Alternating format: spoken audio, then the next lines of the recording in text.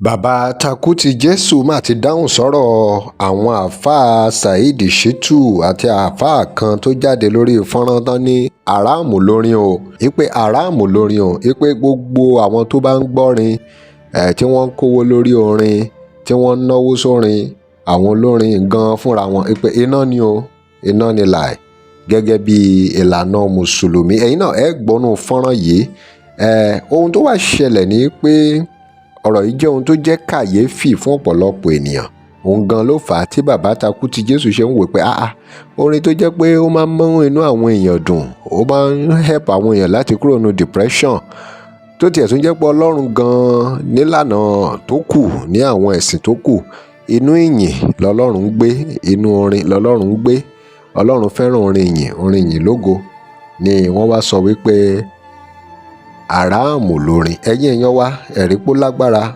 ọ̀rọ̀ yìí débi pé bàbá Takutijesu sọ̀rọ̀ gbogbo bí wọ́n ṣe tako olóògbé Ọlánrewájú Adépọ̀jù bàbá tó máa ń kéwì láyé ìgbà yẹn gbogbo bí wọ́n ṣe ní kí bàbá yẹn yọ flute tó máa ń fi sí inú ewì wọn gbogbo nǹkan tó mú ewì bàbá yẹn dùn tí bàbá yẹn wá ń kéwì lónígbẹrẹfu gbogbo ẹ̀ ni bàbá Takutijesu ṣàlàyé nínú fọ́nrán yìí o bàbá Takutijesu fọ̀rọ̀ ránṣẹ́ o sí gbogbo àwọn àáfàá tó jẹ́ alákatakítí lórí ọ̀rọ̀ yìí pé haramu lórin tí wọ́n ń sọ pé gẹ́gẹ́ bí ìlànà Islam ẹ̀yin èèyàn ẹ wo fọ́nrán yìí kẹ́ gbọ́ ẹ̀kúnrẹ́rẹ́ ọ̀rọ̀ lẹ́nu bàbá Takutijesu.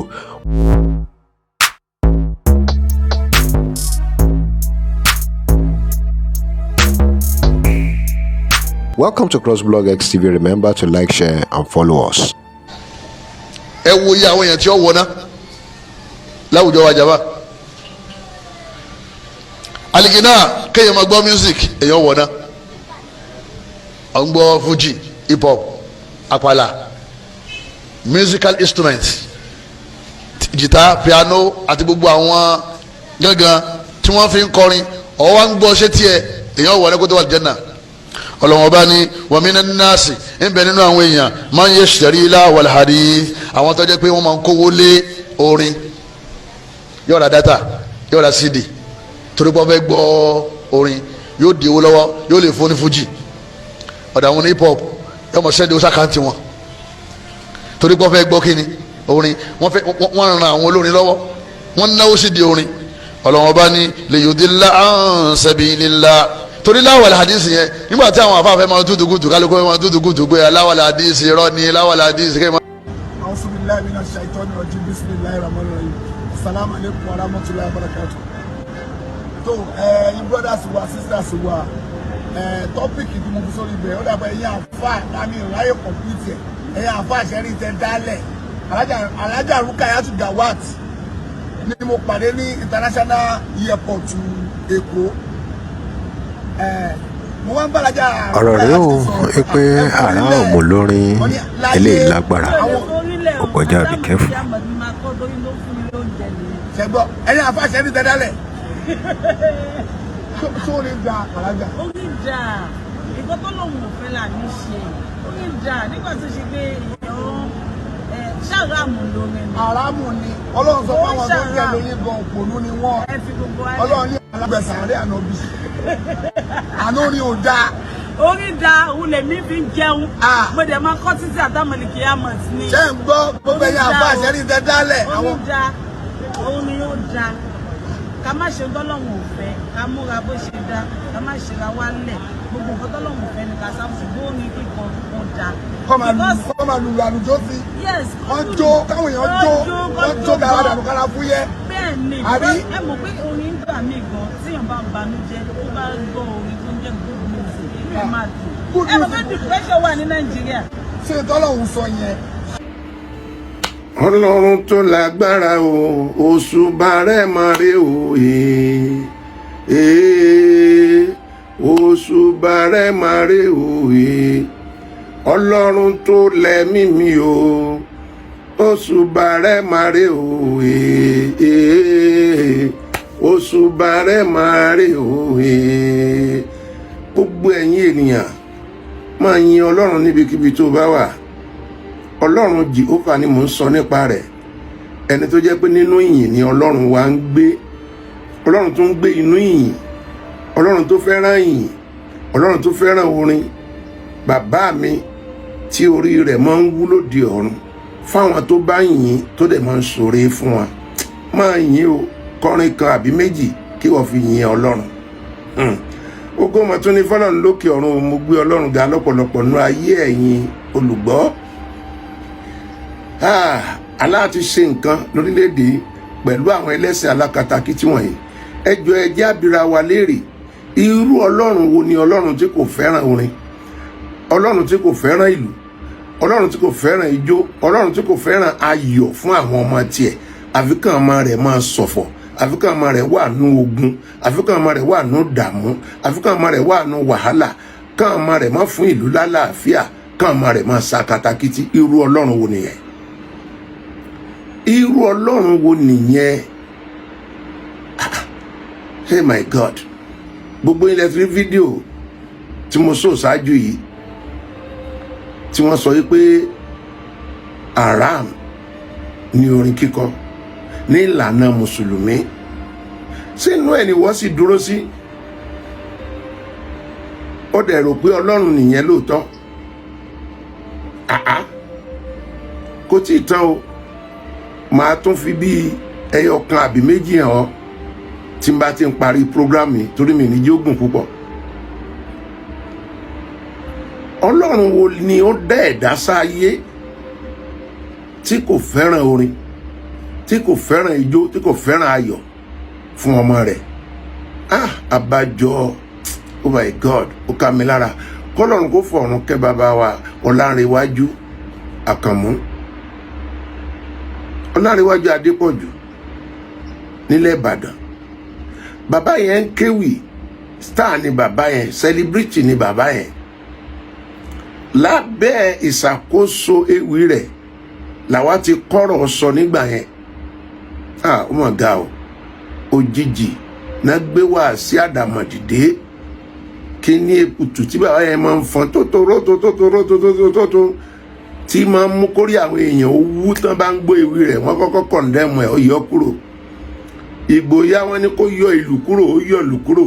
Bàbá wa ń kéwì lásán, ewì yẹn ò wà ní rídìm, kò ní ìtumọ̀ létí aráyé mọ́. Àrá ọ̀mù lórin eléyìí lágbára. Wọ́n wá ní bẹ́ẹ̀ ní àlàsífẹ́.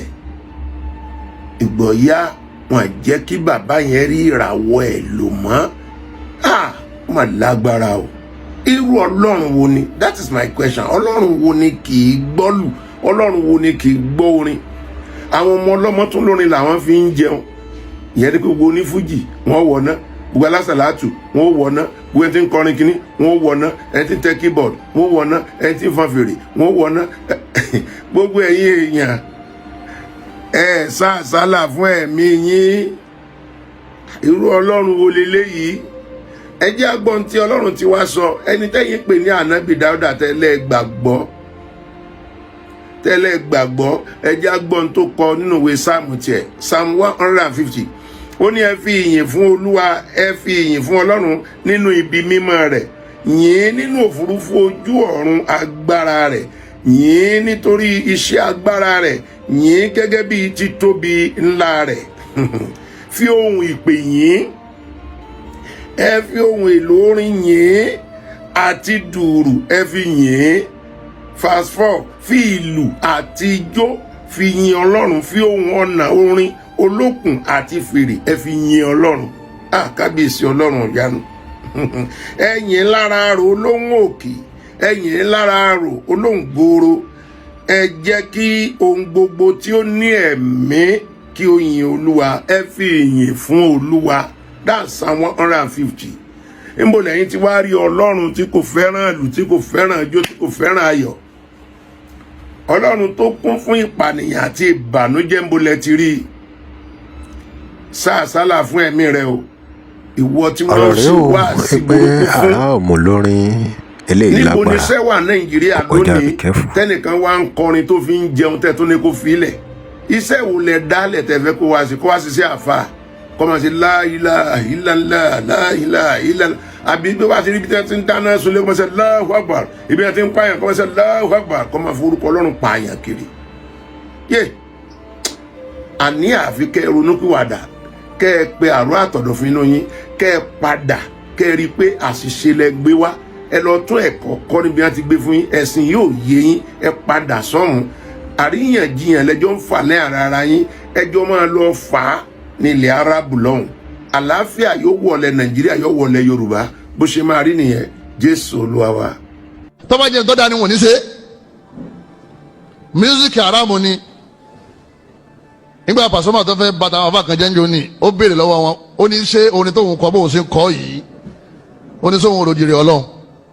Ìdààmú bá wọn, ansa kan náà ní ẹ̀kan fún o, èwo lè rojìrì Ọlọ́run. Wàá lọ lè túbá, wàá lè ṣe kíni, wàá lè tó tán. Wọ́n wá ń dààmú gbogbo wọn, ìdààmú bá wọn, wọ́n ní ìbéèrè dagboru lélẹ́yìí o, ìbéèrè dagboru. Ìdààmú bá wọn torí pé wọ́n fẹ́ gbowó lọ́wọ́ ẹ̀. Ẹlẹ́ẹ̀kejì yìí tí Paso ń ṣe yẹn, àwọn náà ń ṣe bí afúlà àti wàlímọ̀ nílé géwu wọn. Kò sí condemn mísíkì tí àbá abúlábù Masud tó búra, ó ní láhùn alhadith ní Suratul Luqman àyá ẹlẹ́kẹfà, ó ní fawallahi alladhi la ilaha illa hu, ó lóun fi Ọlọ́run búra, sàhábà mi búra, ó ní mísíkì lànà bí tu fáwọn.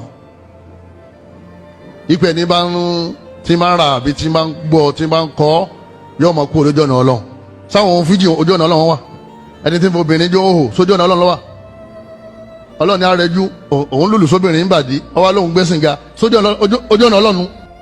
Nínú fọ́nrán yìí náà lẹ ti rí pé ọ̀rọ̀ kan Pasuma olórin, pé ọ̀rọ̀ orin tó ń kọ ṣó máa gbé wọná ni àbí báwo. Ọ̀rọ̀ yìí lágbára o, nítorí pé bí wọ́n ṣe ń sọ yìí, àwọn àfáà kan wà tó jẹ́ pé wọn ò gba ohun tí wọ́n ń sọ yìí, tó jẹ́ pé wọn agree pé àràmù lórin, tó jẹ́ pé ní ìlànà tiwọn ní mùsùlùmí wọ́n ṣe ń kọrin. Àwọn èèyàn ń kọrin ní mọ́ṣáláṣí, àwọn èèyàn àwọn tó tún jẹ́ mùsùlùmí gan ń kọrin. Báwo ló ṣe wá jẹ́? Ọ̀rọ̀ yìí òun náà ni bàbá Takutijesu dá sí. Ẹ̀yin èèyàn wa, ẹ̀yin náà ẹ dá sí o, kí lè ròyìn lórí ọ̀rọ̀ yìí? Ẹ drop comment and remember to like, share and follow us. Thanks for watching. A lọ fún polówó ọjà, fún polówó ọjà ẹ pé WhatsApp nọ́mbà péjì yìí. Tẹ́ ẹ bá lè rí àmì ṣe, gbogbo ogun tó lóhùn ní gbọ́ tó lóhùn ní gbà lórí ayé yín, iná agbára Ọlọ́run máa jó dànù. Kí lè nǹkan tẹ̀ ń là kọjá tó dàbí pé ẹ ti wá ọ̀nà àbáyọ ṣùgbọ́n tí ẹ ti rí ọ̀nà àbáyọ. Ẹ ti pàdé wòlíì yín ló fà, ṣùgbọ́n arán mi sí ọ lónìí dádì, arán mi sí ọ lónìí mọ́mì. Olúwa lòun fẹ́ ṣe nǹkan ńlá nínú ayé yín. Olúwa sọ wípé gbogbo tẹ̀ ń là kọjá yẹn òun fẹ́ fi òpin sí. Kí nìkan tẹ̀ ń là kọjá lórí ìgbéyàwó ni, lórí ọmọ ni, lórí iṣẹ́ ni, níbi gbogbo ni, bóyá ogun kan ló dàbí pé ogun yẹn le, ẹ ti gbìyànjú kò tí ì sí ọ̀nà àbáyọ. Ẹ jẹ́ àjọ gbàdúrà, ẹ jẹ́ àjọ wá ojú Olúwa, kí làṣírí ogun yẹn gangan, ẹ jẹ́ àjọ wádìí lọ́wọ́ Ọlọ́run, ká dẹ̀ mọ ọ̀nà àbáyọ. Ẹ̀rọ ìbánisọ̀rọ̀ tẹ́ fi pè mí fún àdúrà àti ọ̀nà àbáyọ, òun náà ni +234 70 25 47 5427 +234 70 25 47 5427. Bẹ́ẹ̀ ṣe ń pè mí fún àdúrà lórúkọ Jésù, ẹ máa rí ìyanu.